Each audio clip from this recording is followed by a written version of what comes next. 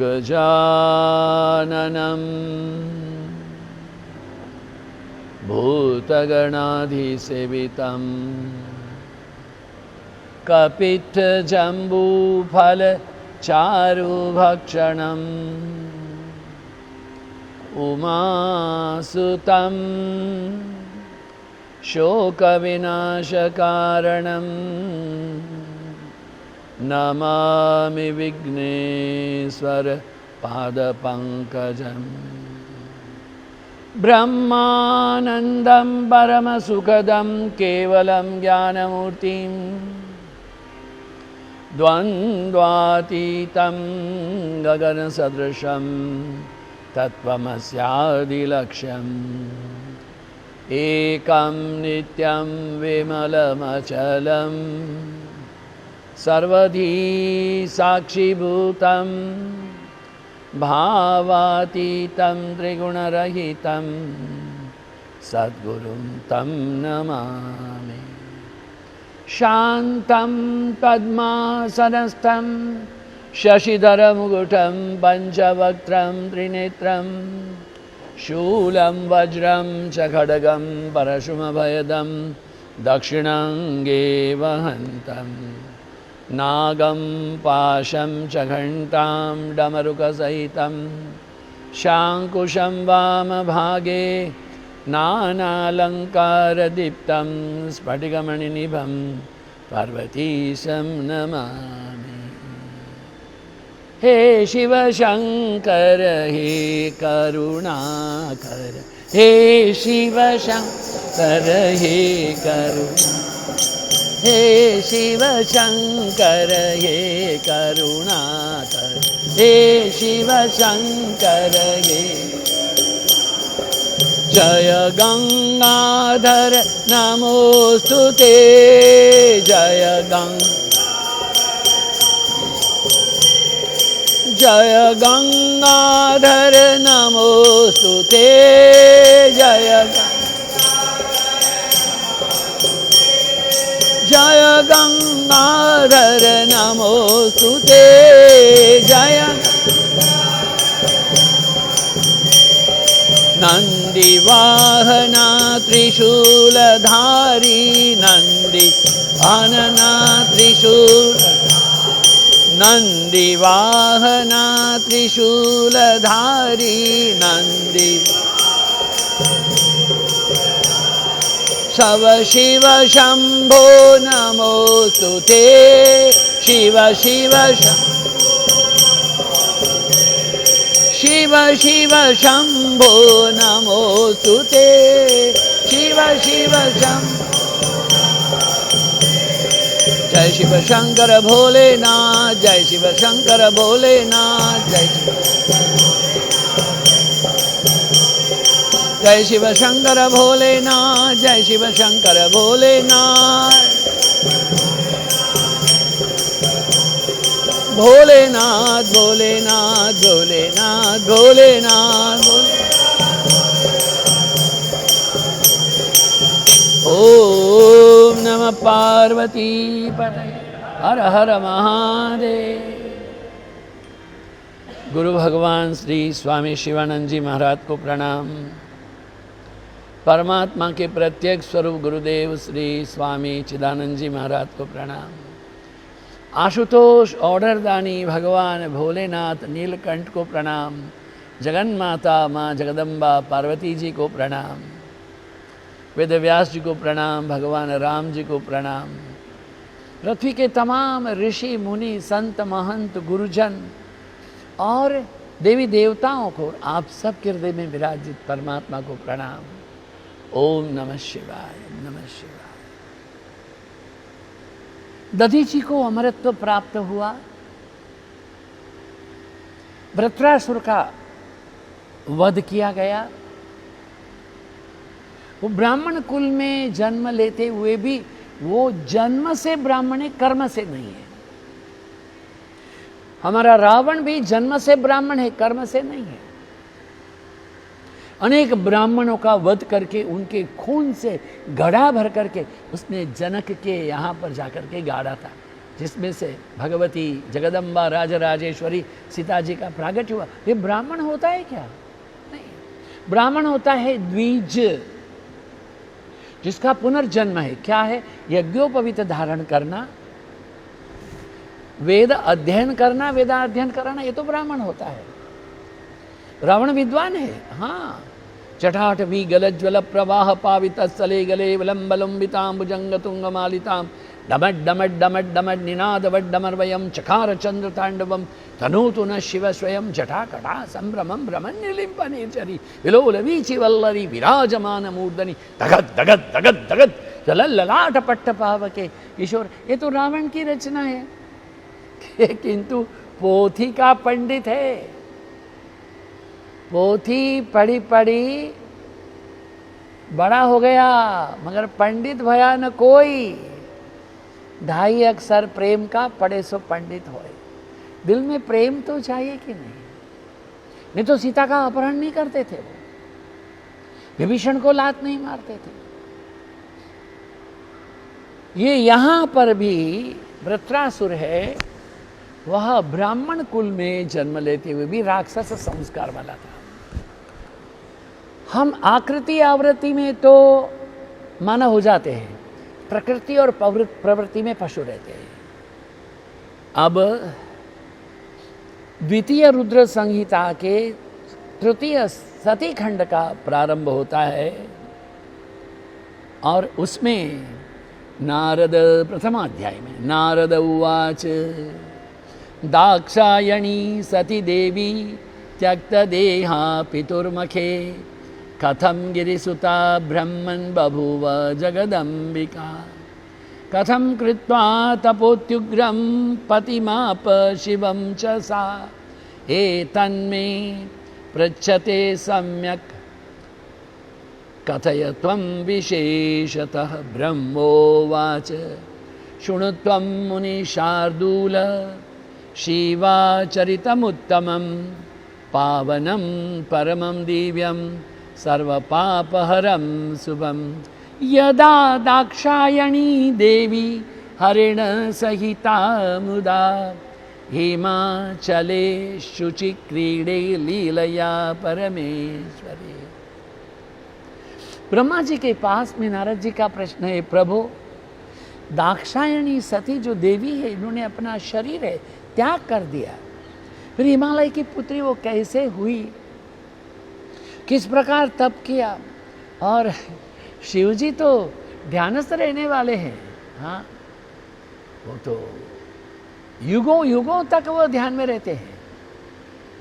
तो फिर वो युगों में ध्यान, फिर उनका दाम्पत्य हुआ कैसे, तो बताइए। ब्रह्मा जी कहते हैं, हे नारद मुनि, तुम पार्वती माता की उत्पत्ति को सुनो। शृणु त्वं नारद मुने ब्रह्मोवाच शृणु त्वं नारद मुने पार्वती माता रुद्भवं विवाहं चरितं चैव पावनं भक्तिवर्धनम्। देखिए ये उनका विवाह कैसे हुआ। उत्तर दिशा में सभी पर्वतों में महान है। अस्ति उत्तरस्याम, हमारे कवि कालिदास जी कहते हैं, अस्ति उत्तरस्याम, हमारे उत्तर में हिमालय, आज भी हैं, हाँ, गौमुख के ऊपर तक, तपोवन तक ऋषि मुनियों संत लोग, तो एक एक सन्यासिनी माता भी रहती है, हाँ, वहाँ जाए तो चाय पिलाती है। गौमुख के ऊपर पानी को स्पर्श करके हाथ डाल के बाहर आना, 5 मिनट तक हाथ की चेतना चली जाएगी। आजकल भी लोग रहते हैं, संत लोग वहाँ ध्यान करते हैं, अखंड ध्यान करते हैं। कोई 100 साल का है, कोई 115 साल का है, हमने देखे हैं अपने आँखों से, हाँ, गंगोत्री के ऊपर गौमुख के बीच पहले, हाँ। तो ये वहाँ पर पर्वत जो महा तेजस्वी है, वहाँ पर सती ने तप किया। क्या तप किया है सती ने? कहते हैं कि सती जब वहाँ पर तप करने लगी हैं तो उन्होंने पहले तो अन्न छोड़ दिया, बाद में कंदमूल छोड़ दिए। पहले जैसे अपर्णा रही थी, अब बिल्वपत्र भी छोड़ दिए, अब जल भी छोड़ दिया। ध्रुव जी महाराज के जैसे अब वायु को बंद कर दिया।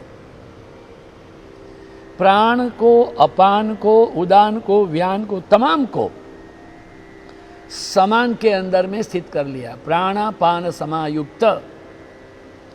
प्राणापान जो है, प्राण है वह नाभि के ऊपर है, अपान नाभि के नीचे है, व्यान और उदान पूरे शरीर में है। Wireless word. क्या होता है, पाँव में कांटा छुपा है तो हमको पाँव में कांटा छुपा तो यहाँ कैसे पता होता है? ये व्यान और उदान से होता है। तो ये प्राण, अपान, व्यान, उदान नाभि में, मणिपुर में समान होता है। अहम वैश्वानरः भूत्वा प्राणिनां देहमाचित प्राण अपान समायुक्त पचामि अन्नम चतुर्विधम। अहम वैश्वानरः भूत्वा, अहम मैं वैश्वानर, वैश्वानर कॉस्मिक एनर्जी बन करके आपके तमाम के भीतर हूँ। उसी से नेत्र देखते हैं, उसी से कान सुनते हैं, उसी से नाक में घ्राण शक्ति, जिह्वा में वाक शक्ति है। ये शब्द, स्पर्श, रूप, रस, गंध, 5 कर्मेंद्रिय, 5 ज्ञानेंद्रिय, 5 तन्मात्राएं, 5 महाभूत, ये पूरा शरीर वो प्राण से ही जो समान है। समान नहीं होगा तो हाथ ऐसे हो जाएगा। क्यों होता है? क्योंकि उसमें प्राण नहीं रहा। आँख होते हुए लोग देखते नहीं, कान बाहर से दिखता है किंतु सुनते नहीं, जीव होने पर भी वहाँ प्राण नहीं है। इन तमाम प्राणों को, प्राण में अपान का, अपान में प्राण का और प्राण अपान का समान में ये आहुति दे करके हमारी जो पार्वती जी हैं वो तप कर रही है। हिमालय ने तप किया, मैना ने तप किया, जगदम्बा की प्रार्थना की, जगदम्बा की स्तुति की, जगदम्बा प्रसन्न हुई और उनके यहाँ पुत्री के रूप में अवतरित हुई कथा हम सुन चुके हैं। तो ये जो सती है उन्होंने इतना कठिन तप किया, कहते हैं कि वहाँ पर अनेक सप्तऋषि है, उनको भेजा गया, जाओ। सप्तऋषि ने शिव जी के बारे में जितना भी अनुचित कहा जाए, पार्वती जी ने कहा मुझे क्षमा करें, मैं आपके दर्शन भी करना चाहती नहीं, आपकी वाणी सुनना चाहती नहीं, आपकी दर्शन करना चाहती नहीं। बहुत जरूरी बात है। परमात्मा के नाम के, कल्याण के साधन के बीच में यदि कोई आपको उससे विमुख करे, वो कुल कुटुंब का भी क्यों नहीं हो, उसका त्याग कर दे। तजोरे मन हरि विमुखन को संग जाके संगते कुमति उपजे पड़त भजन में भंग। काग को कहा कपूर चुगाए स्वान नहाए गंग, खर को कहा अर्गजा लेपन मरकट भूषण अंग। जिसके हृदय में भक्ति नहीं है, वो भक्ति का विरुद्ध है, उनकी दोस्ती छोड़िए, उनका संग छोड़िए, नहीं करना। दूध बेचने वाली शराब बेचने वाली के साथ जाएगी, वह भी शराब बेचने वाली कहलाएगी। हमारे गुरु महाराज श्री स्वामी शिवानंद जी महाराज कहते थे, 1 मन दूध को बर्बाद करने के लिए नींबू का 1 बूंद पर्याप्त होता है। सत्संग में कहा 1 घड़ी आधी से पुनियाद। 1 घड़ी का भी सत्संग हो जाए, कल्याण हो जाएगा। देवी ने तप किया है। भगवती को शिवाराधन का जो उपदेश है वह नारद महर्षि ने दिया, और सप्तर्षि लोग हैं वो उनकी परीक्षा करके गए। अब भगवान भोलेनाथ स्वयं है परीक्षा करने के लिए। किंतु महर्षि नारद का एक प्रश्न है ब्रह्मा जी के पास में। महाराज ये तो मुझे कहिए कि एक घड़ी आधी घड़ी के भी सत्संग से क्या वस्तुतः कल्याण होता है? अरे सत्संग में जाकर बैठने से नहीं होता है, सत्संग को भीतर में लेके जाने से होता है। कौन श्रेष्ठ है भाई? जगत के तमाम ऋषि मुनि एकत्रित हो गए, ब्रह्मा जी को, विष्णु जी को, सबको बुलाया गया। श्रेष्ठ कौन है? जप है, ध्यान है, योग है, तप है। कहा शेषनाग से कहो। शेषनाग ने कहा मेरे मस्तक के ऊपर पृथ्वी का बोझ है, उस बोझ को थोड़ा सा दूर कीजिए तो मैं आपको कह दूंगा। तमाम लोगों ने अपना योग, अपना जप, अपना तप, अपनी साधना, नाक बंद करके बैठना, उल्टे सिर रखना, कुछ भी नहीं हुआ। तब किसको बुलाया गया है?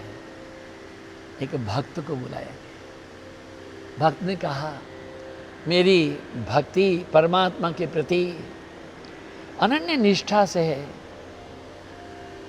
मेरी एक घड़ी का प्रभु नाम का जो सत्संग है, सतत में प्रभु के संग में रहता हूँ, हे शेषनाग जी मैं आपको समर्पित करता हूँ। कहने से पृथ्वी ऊपर आ गए। हमारे ऋषिकेश शिवानंद आश्रम के उपाध्यक्ष रहे ब्रह्मलीन श्रीमद स्वामी माधवानंद जी महाराज। उनके मुख से हमने कई बार एक कथा सुनी कि दस्युओं का भी एक देवी देवता का स्थान होता है। एक दस्यु कुमार पहली बार चोरी करने के लिए, लूट करने के लिए जा रहा था। उसके पिता ने कहा देखो हमारा जो धर्म है वह है रात में चोरी करना।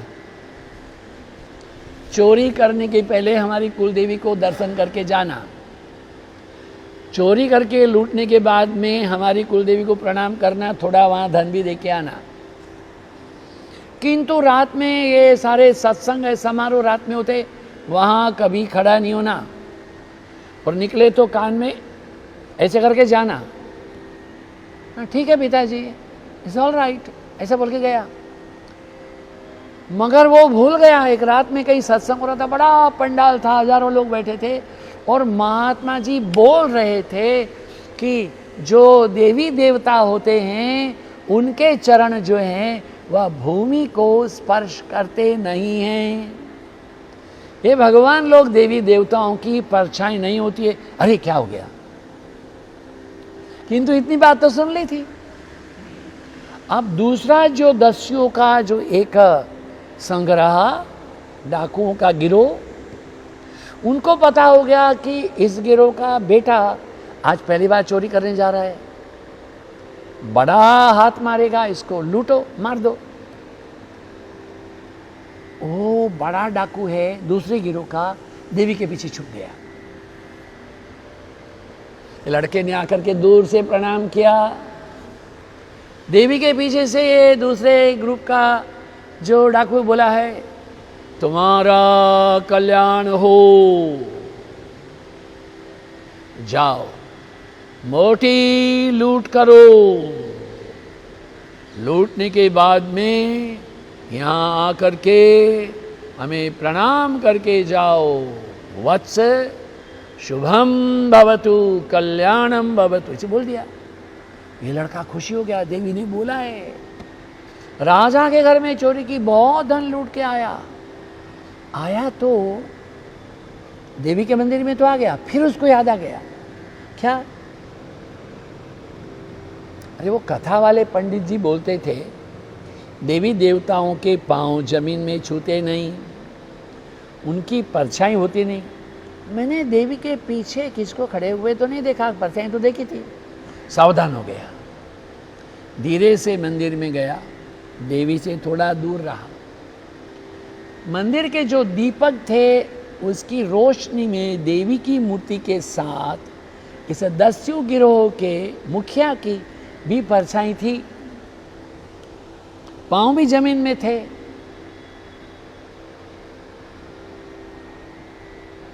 इसके आगमन पर दस्यु गिरोह के नायक ने कहा, बेटे वत्स आ गए तुम, लाओ क्या लाए हो।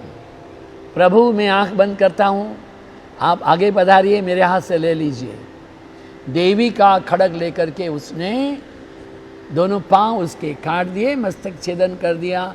एक घड़ी आधी से पुनि आध। तुलसी जी कहते सत्संग कीजिए। हमारी भगवती माता पार्वती जी है, इनको सत्संग करने के लिए, ध्यान करने के लिए, जप करने के लिए महर्षि नारद जी ने उपदेश दिया, इसलिए वो जप कर रही है, तप कर रही हैं। सप्तर्षियों ने भी आकर के उनकी परीक्षा की, लगा कि ये कल्याणमयी है, कल्याणी है, भगवती है, इनकी पूरी निष्ठा महादेव में है, उचित है कि महादेव से इनका दाम्पत्य होना चाहिए। किंतु महादेव से दाम्पत्य होने के लिए महादेव तो ध्यान में है, अखंड ब्रह्मांड के ध्यान में है, शांतम पद्मासनस्थम ध्यान में है, कैसी जगह आ जाए। कहते हैं कि कामदेव ने वहां पर वसंत का प्रभाव किया है। वसंत बड़ा सुंदर राग है, वसंत का प्रभाव किया। हिमालय में पुष्प खिले, महानिशा में भी कमल खिलने लगे, हिमालय की गिरिकंदराओं में मयूर के नृत्य होने लगे, कोयल की कूक होने लगी, खुशबू आई, वीणा भेरी मृदंग के नाद, अप्सराओं के नृत्य, इतना अद्भुत वातावरण हुआ है। शिवजी केवल ध्यान में ही रहे, शिवजी ने अपना ध्यान नहीं छोड़ा। कामदेव बड़ा दुखी था। देवों की मन में इच्छा थी कि ये शिव को ध्यान छोड़ना ही चाहिए, ध्यान केवल छोड़ना नहीं चाहिए, अपने ध्यान को छोड़ करके पार्वती जी से उनको दाम्पत्य जीवन भी करना चाहिए। इन दोनों के दाम्पत्य जीवन से जो पुत्र की उत्पत्ति होगी, उस पुत्र से तारकासुर नाम के राक्षस का वध होगा। ये तारकासुर जो है वो भयंकर राक्षस था। जब कामदेव की तमाम लीलाओं नहीं चली, उसने एक बाण मार करके शिव जी के ध्यान को भंग किया। पुष्प धनवा कहते हैं कामदेव को, मनोज कहते हैं। शिव जी का तीसरा नेत्र खुला, कामदेव जी भस्म हो गए। रति ने आके प्रार्थना की, प्रभु मुझे आप वैधव्य ना दें। बोले ना तो कृपालु है भाई, ऑर्डर दानी आशुतोष है। कहा देवी चिंता मत करो। द्वापर में कृष्णावतार में भगवान श्री कृष्ण के यहाँ पर एक कामदेव उनके पुत्र के रूप में प्रकट होंगे, तब आप रति है बन करके उनकी धर्मपत्नी होंगी। अब ये भी एक बात है, कृष्ण भगवान हैं, उनके यहाँ भगवती रुक्मिणी माता के यहाँ प्रथम प्रसव में प्रथम पुत्र की प्राप्ति हुई। एक राक्षस था, उसको श्राप था, कृष्ण के पहले संतान से तुम्हारी मृत्यु होगी।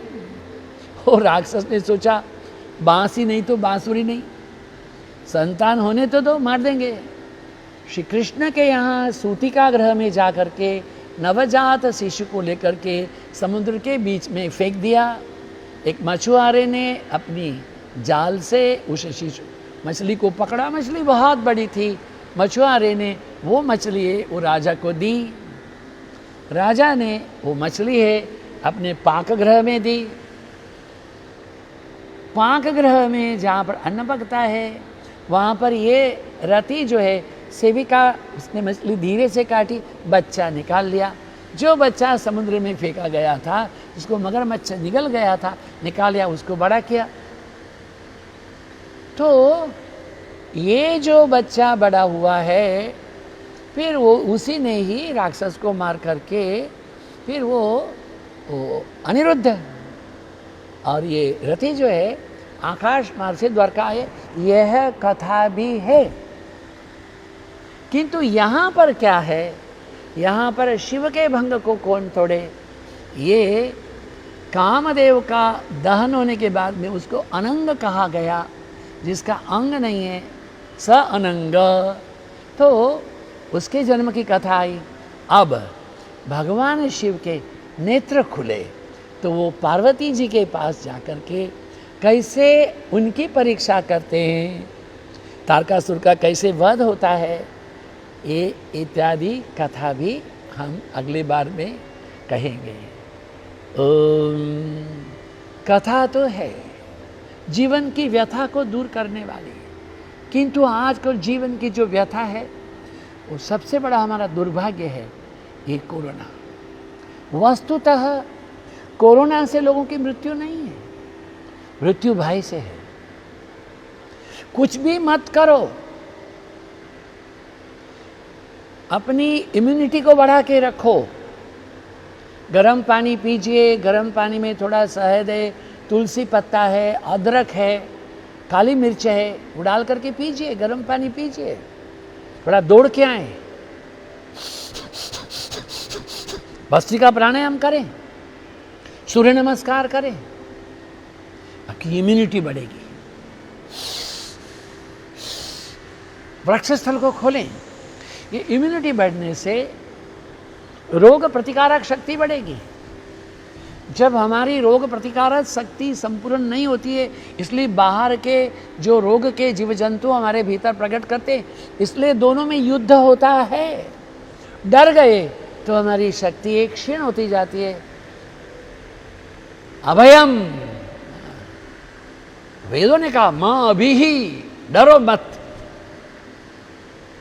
आपका सबका मंगल हो।